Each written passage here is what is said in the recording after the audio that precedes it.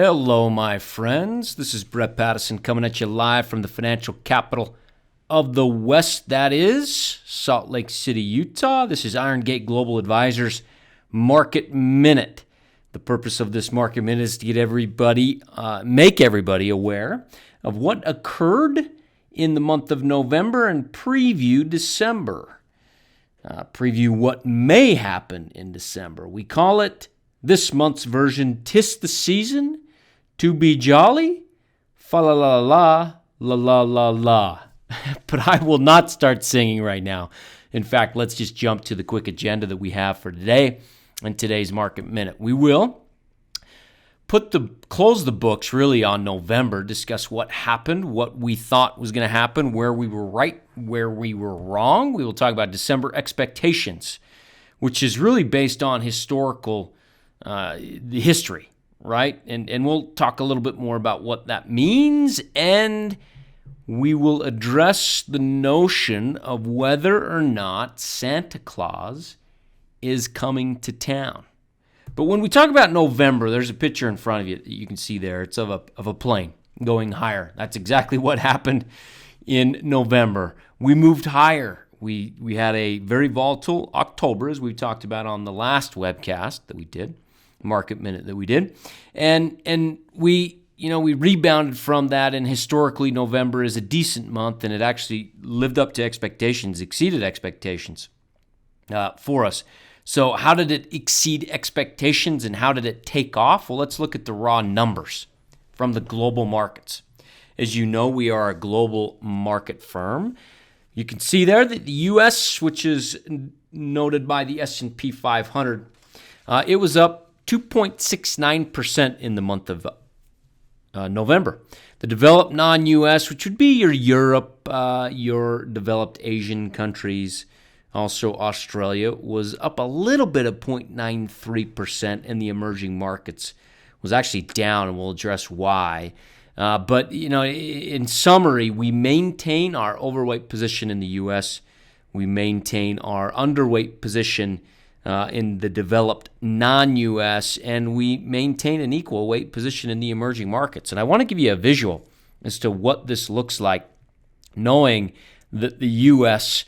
far exceeded the other areas of the globe. And so let's look at a few quick charts just to give you a visual representation. We've got in front of us the S&P 500 as noted by an ETF, exchange-traded fund that tracks the S&P 500. Its ticker symbol is SPY. And we also have two little lines here on this chart. And essentially what that means is it's really a bullish and bearish indicator for us at Iron Gate Global. So we understand momentum in these different markets. But as you look at the S&P 500, you can see that it's moving higher. We had a little blip in October, which was a great, about time, potentially a good buying opportunity, and we're moving higher since. So the S&P 500 again is on track and is very bullish. The developed non-U.S., which would be your Europe, your Asia, your Australia, you can see that it's been struggling, really. The last, certainly the last few months since really July, and as far as momentum goes, it's lagging, which is why we're underweight. Now that's not to say you need to be underweight, just telling you where we stand. But we're scouring the European markets looking for good value potential, investing opportunities. That said, we need to make sure that momentum is on our side, and right now it doesn't appear to be. And the emerging markets, which has actually been kind of an interesting story as we look at the emerging markets, it's kind of been sloshing back and forth for quite a while. You can see the volatility or the up and down days is a little higher than what you would see in the U.S. market, but it momentum is kind of sideways right now, which is why we maintain an equal weight position. And the emerging markets has really been slammed. I want to show you this very interesting chart for one of the most, you could probably call it one of the most hated areas of the market, which is Russia. This is an ETF that tracks Russia. RSX is the ticker symbol. And you can see how just utterly demolished it's been. Now, you got to keep in mind that the Russian markets are highly correlated to oil. And we'll talk about oil here in a minute, but oil has been completely hammered, as has the Russian market. And that Russian market has really weighed heavily on the emerging markets. So at a glimpse, that's what's happening around the globe, at a quick glimpse, just so you understand visually what it looks like. Now, as far as year-to-date returns, you can see that the U.S. has just been crushing the rest of the globe. It's up 11.5%. The developed non-U.S. that we talked about, is down 2.29%, and emerging markets is down 4%, almost 5%, 4.62%. And so the U.S. continues its domination as far as returns, global returns. Will that last? Potentially, but we've got to be ready at a moment's notice to jump on opportunities in those other areas of the globe. Now, there's going to come a day, I don't know when, but there will come a day when the U.S. is lagging these other markets. I don't know when, but it'll happen, and we've got to be prepared for it. So that's a little of what has happened in November and year to date as far as the global markets. Now I want to shift to the sectors, and we talked about it in the November Market Minute, how we're bullish certain sectors, certain times of the year. Okay, and we mentioned consumer discretionary as a sector, as well as industrials as a sector, as sectors that we believe, based on historical probabilities, will most likely outperform. And you can see that the consumer discretionary sector indeed did outperform in November. That's not to say it's not going to, it's going to outperform in December and January. Historically, it has. We're right in November. We could be wrong in December, but we'll hold tight to what history and what the probabilities are telling us. Where we were wrong was industrials. It did outperform the market, which is what our hope is, right? To outperform the market. But it didn't, you can see that right here at 3.21%. It didn't outperform the other sectors, such as consumer staples or technology or healthcare, right? So it was in the middle of the pack, although it did outperform the market, didn't live up to our expectations. We hope it does. And then the one area of the market that was just absolutely annihilated was energy. Energy just absolutely crushed. And I want to share with you one of the biggest reasons as to why, and I'll do this visually.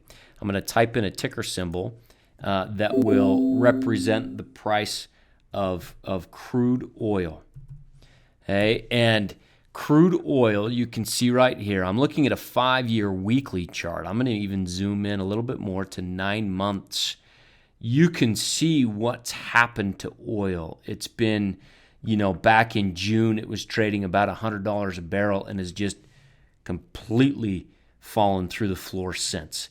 You now know, and right now we sit at about $66 a barrel for oil. Now, what's good about that and what is bad about that? Let's focus on the good. What's good is that all of you now have extra money that you're not spending on gas. Gasoline, national average below $3, which is great, right? It made the travels this last weekend for Thanksgiving a little bit easier. So now we have extra money to spend, right? And I think that's where we'll stop on the good. The good is we have extra money in our pockets. Now here's really the middle ground before we shift to the bad. I call it middle ground because we have this extra money. What are we going to do with it? Tax season's coming up. Are we going to contribute to our IRAs like we should? Or are we going to spend it on Christmas? My bet is the majority of Americans will spend it on Christmas, unfortunately, right? And that's where we shift into the bad. I guess it's, depending on how you look at it. I look at it as, hey, if you've got extra money in your pockets, why not save it, right? Or maybe you can afford a Christmas now or whatever it may be. But just be aware of what's happening in the economy. Consumers have more money to spend. The economy continues to improve. We're actually very bullish on the U.S. economy moving forward, and this is only going to help. Now, what's the real bad about this? The real bad is we kind of saw it. We saw it in Russia, right? As an investment, Russia has been completely annihilated, right? As we mentioned, we also have a lot of stocks that are energy-based stocks. Think of all these oil companies, Exxon, Conoco, all these big-time oil companies, and then these smaller companies, right? They don't. An XLE is the ETF that tracks energy, and you can see what's happened since those prices have really fallen in June and July. The XLE, the energy ETF, has been really hurt pretty bad. And so that's the bad part of this, is you're having a certain area of the market get hurt.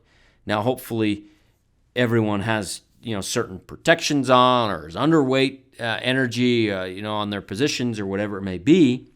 That's really what crude oil has done to that sector. It's hurt it pretty bad. There's a certain price to where oil can go per barrel, and to where these companies are profitable or break even, and then not profitable, and their margins are getting, they're getting pretty. There's a nice squeeze on those margins right now, which you're seeing indicated in the price here. So the fundamentals have changed a little bit, as have the returns. You can see there, and year to date, you can see a couple things here. Healthcare continues to be just great and really phenomenal, and energy is again been just hammered, with the price of oil going from 100 down to 65, 66, that range. And so that's where we stand as far as sectors for November and sectors year to date. And so as we kind of stick the fork in November, you can see how those sectors performed, where we were right, maybe where we could have done a little bit better in the industrials area, although we're still bullish moving forward. So that takes us to December. And we bring this up, this historical little picture from Yardeni, if I'm saying that right, Yardeni.com. And I bring this up because we're probability-based traders, or I shouldn't even say traders. We're not traders, we're investors. We're probability-based investors. And so we look at history to help determine what may happen in the future. And it's not a guarantee. There's no guarantees in this business. But it helps put probabilities on our side. And as we look at December, as that little box outlines December, we can see the average S&P 500 return in December since 1928 is 1.5%. It is tied with July as being the best month of the year, all right, as far as being bullish in overall returns. And so we like December for that reason. We're very bullish in December. And one of the reasons, and you're going to hear a lot about this, is what's called the Santa Claus Rally. And you're going to hear a lot about this being a fake thing about the market. It doesn't really exist.